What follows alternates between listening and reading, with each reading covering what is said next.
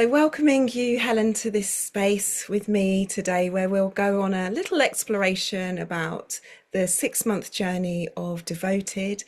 And I'll ask you some questions, and you just respond with as much, heart, truth, whatever comes through as possible, and just see what emerges. It can be quite nice as a way for you to journey back over the 6 months and for me to hear how it was for you. Mm, In the journey of Devoted, we often spoke about the mountain and, starting at the beginning of the mountain and then towards the end of the 6 months, some of us were helping others up, some were like pushing others up, some were, walking up easily and, all of our humanness as we would if we were yeah. on a 6 month journey up a mountain. Mm, But before we got to the top together, I wonder if we travel all the way to the back to the mm, beginning, where you said yes to Devoted, and what was it that brought you mm. into the circle? Well, the content really, really resonated with me. I was very drawn. When I first sort of looked at it, I was like, oh, have I got the time or the money for this? But as soon as I actually saw what you'd written as the content and the modules, I felt very drawn and open to that. And also, I was very aware. So that was more from a kind of professional capacity. I was like, oh, I'd love to do this work, and just add to my toolbox of things that I do. But in a real personal capacity, I really needed circle and I really needed people around me. I was in quite a vulnerable place and I would say quite a sort of lonely, isolated place, really. So there was these sort of two branches, the kind of professional part of me was really drawn to the content. And then the personal part was really drawn to just be held by other women and be in a space with other women. Thank you. Uh, Thank you. And and tell me about your profession, the professional part of you. So what was it you were doing beforehand? I've got a rough idea, but perhaps you can share. yeah.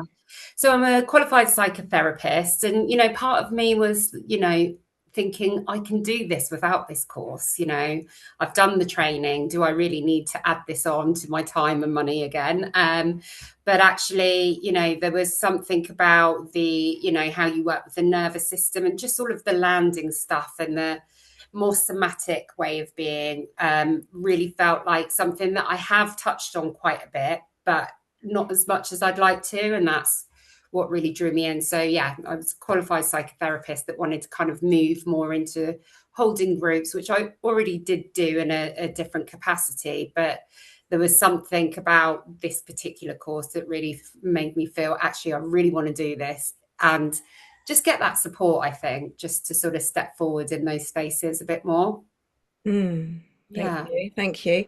And now tell me about the personal. So the in the circle, how was it for you to be in the circle on a Mm, journey for a prolonged period of time? 6 months is a yeah.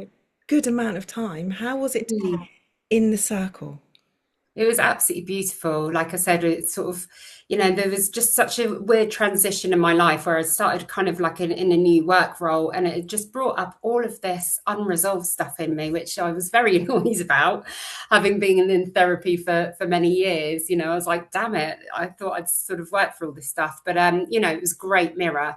And what I kind of knew, I think you're drawn to things, and I kind of knew that I needed some sort of community and some sort of support around me. And so, yeah, I really showed up in a quite a vulnerable, kind of weird space. I was quite surprised by how I was feeling. And I felt really, really held. And as I kept saying in the circle, I'm so grateful to just turn up tired and vulnerable and kind of, sort of not polished in any way, and just be accepted. And that for me has been a very, very healing part of that first journey. And then the beauty kind of opened up in the second half, I'd say. Just being able to show up and be held was lovely. And then it got very expansive in the second half of the training in the circle, I think. Yeah, I Yeah. would agree. I would agree. Thank you. Mm. And then, yeah, so what I'm curious about, so many places I can go. I'm like, where do we go next? I'm curious about like the first half and actually let's go for it all. The first half and the Mm. second half. What were your highlights? If you really tune into the highlights, and I'm hearing like perhaps that one of the highlights was just to turn up unpolished. Yeah. Like Yeah. I'm vulnerable, right? And Mm. it's okay. And I think we all have been along this journey, myself included. Yeah, yeah.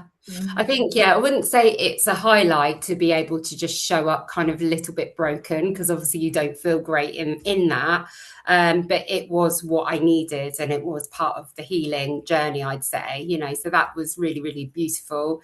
And then for me, the highlights were definitely the in-person days, and just coming together, and all of the beauty that kind of unfolded on both of those days. It was so touching and just so lovely, and it really carried me, after the first one, and then the second one I felt this sort of energy and beauty and heart opening, so those were definitely for me the highlights. Mm. Yeah, you're not the Mm. only one. You're not the only one. I'm hearing that a lot. The gift of Yeah. being able to just come together, and it's wonderful that we can meet on Zoom, isn't it? Right? I mean, it's such a privilege to be able to do that, and there's something different in the texture and the quality to be in a space like, oh, you're real human, hi, and we can travel so much deeper sometimes in Yeah, person.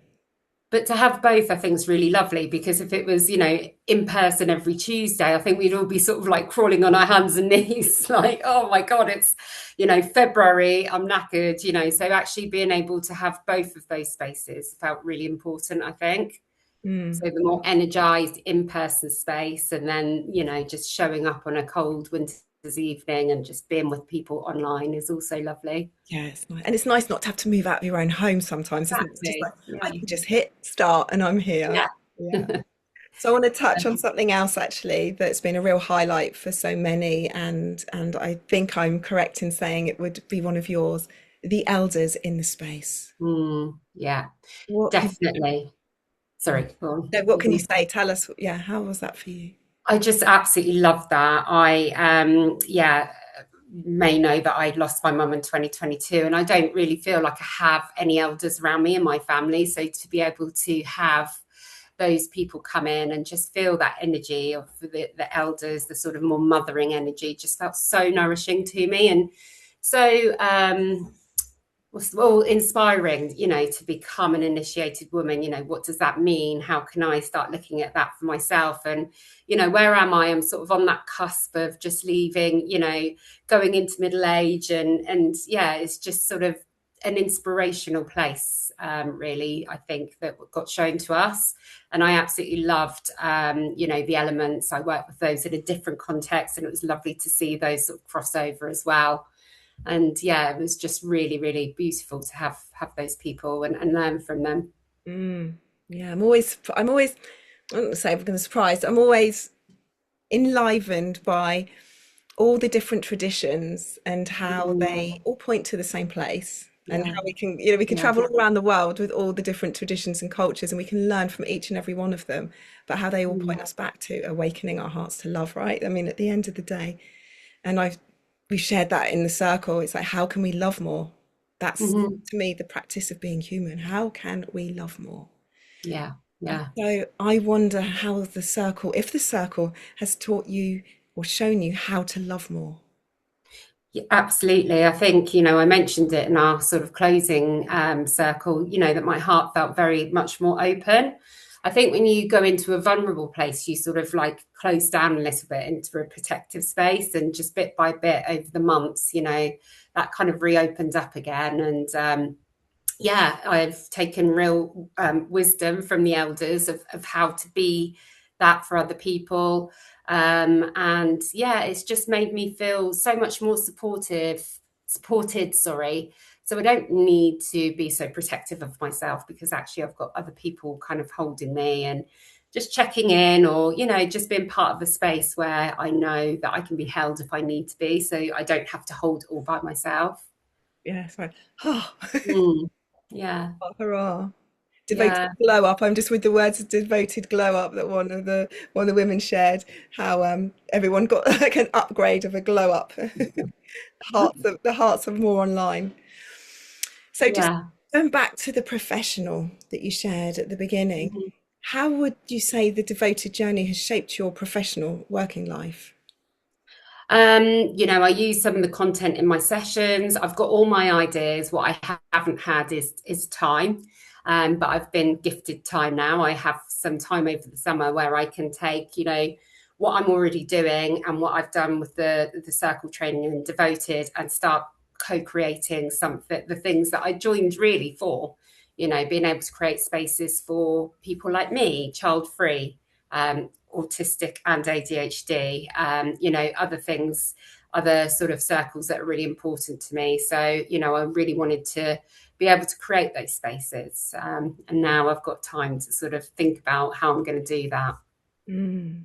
And so needed, so needed. Mm, Right? And it's, yeah. yeah, we teach what we most want to call in, right? Yeah. Mine's always been around love and belonging, and here we are in that space. And hearing what you're going to share into the world is just like, yeah, that's it right there. Beautiful. Yeah. Thank you. Yeah. So if somebody was watching this now and hearing us in conversation and sort of sitting in that exploratory space thinking, shall I? Mm. Sitting on the fence or just curious about it, what would you say to somebody listening to this? Yeah, I think with anything worth doing, when you first look at it, you're like, do I have the time? Do I have the money? Do I have the capacity? Do I have the space?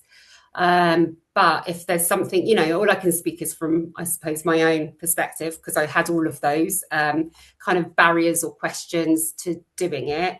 But if something's drawing you in, just go for it. And all of those other things will kind of fall into place.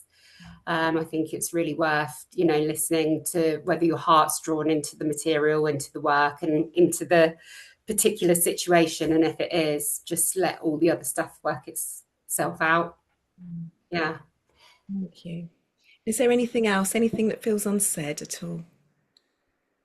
No, I don't think so. Just a thank you. I haven't been able to be on top of all the WhatsApp and stuff recently, but I am so grateful for all of the spaces you've created, here online on Zoom, in person, on the WhatsApp, I know that they're all available to me, and now I've got the time, I can sort of embed into them a little bit more. So I just wanted to say thank you, really. Yeah, and thank you. Thank you for saying yes, and how wonderful it is that now you've got the time to embed in and you've got a whole Mm. circle of hands on your back.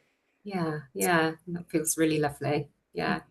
Thank you so much. Thank you. Very welcome.